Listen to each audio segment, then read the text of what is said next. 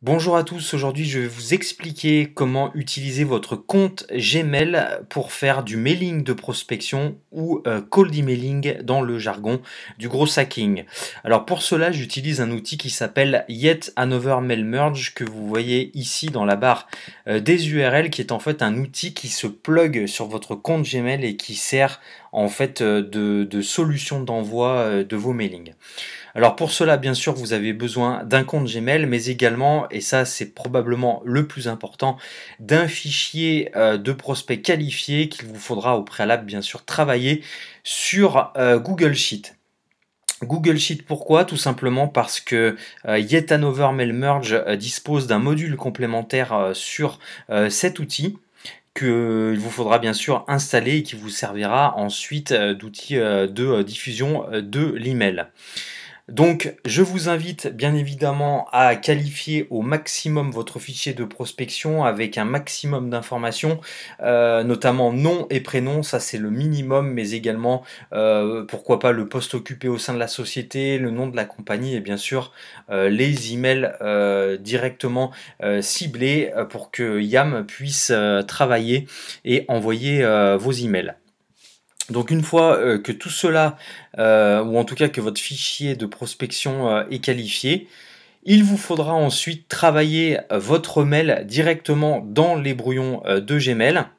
Donc là, vous voyez, pour ce tutoriel, j'ai travaillé un exemple de mail donc qui s'appelle suite à notre mise en relation sur LinkedIn. Le but, c'est de ne pas l'envoyer pour le laisser en brouillon. Et vous voyez dans le corps du message qu'il y a du coup des variables de personnalisation qui viendront à chaque fois prendre le prénom et le nom qui sont dans les colonnes nom et prénom de votre fichier Google Sheet. Donc bien sûr, c'est à vous de travailler ce message. Là, c'est simplement pour vous montrer et faire un test sur le tutoriel vidéo. Autre chose très importante d'un point de vue de la réglementation, c'est que vous n'avez pas le droit d'envoyer de mails de prospection à une cible B2C, c'est-à-dire des particuliers. En revanche, c'est toléré dans un cadre professionnel, c'est-à-dire si votre cible est en B2B. Petit bémol à ce niveau-là, évitez au maximum de solliciter une cible professionnelle avec une adresse Gmail commune.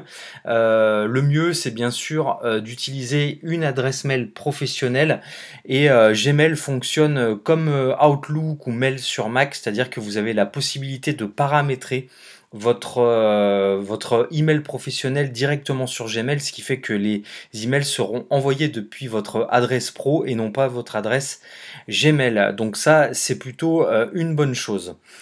Donc vous l'avez vu, fichier dans un premier temps à qualifier sur Google Sheet, email à travailler en brouillon sur Gmail, et une fois que ces deux étapes sont passées, eh bien il ne vous reste plus qu'à envoyer votre campagne. Donc pour cela, vous ouvrez Yet Another Mail Merge en tant que module complémentaire sur Google Sheet. Vous faites démarrer le publipostage. Donc là, vous allez voir qu'une fenêtre s'ouvre, qu'il reconnaît bien la colonne de mail, donc de destinataire.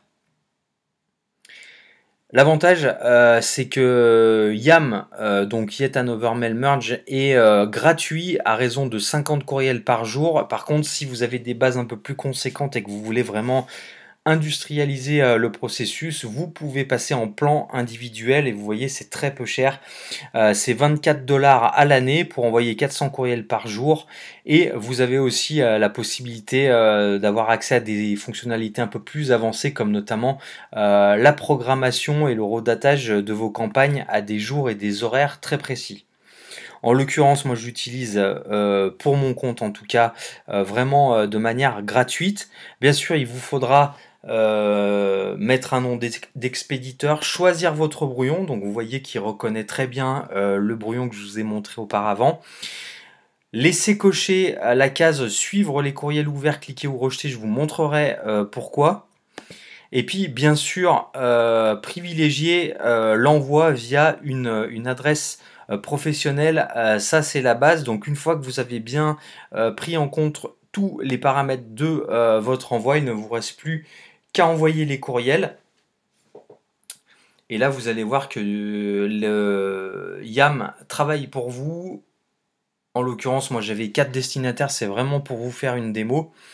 Et là, vous verrez que tout de suite, il y a un outil de suivi, un rapport de suivi, un tracking report en anglais, qui s'ouvre, où vous pourrez suivre les performances de vos campagnes en termes d'ouverture, de clics, si jamais vous avez inséré des liens, de réponses, d'emails rejetés, et bien sûr de désinscriptions si vous avez paramétré la désinscription.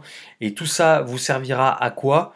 Et bien tout simplement à faire un email de suivi avec le bouton plus, donc qu'on appelle follow-up en anglais, car bien souvent vous verrez qu'il ne faut pas se limiter à un seul mail de prospection, mais bien souvent 2 ou 3 que vous espacez à 5 à 7 jours. Et l'idée, c'est bien sûr, vous l'avez vu, étant donné que vous êtes sur du mail en texte, de créer une première relation avec vos prospects qui se matérialise par des réponses. Donc vous aurez la possibilité, bien sûr, de créer des relances avec Yet Another Mail Merge en sélectionnant bien sûr les personnes n'ayant pas répondu à vos emails. Et après, ce sera bien sûr à vous de travailler un email de relance et de travailler votre suivi de campagne. En tout cas, vous voyez que quand je vais dans mon inbox, j'ai bien sûr reçu ce fameux mail avec du coup les paramètres pardon, de personnalisation, donc prénom et nom. Donc voilà, j'espère que ce nouveau tutoriel vous aura été utile et je vous dis à très bientôt sur ma chaîne YouTube pour de nouveaux tutoriels en gros hacking. Ciao tout le monde.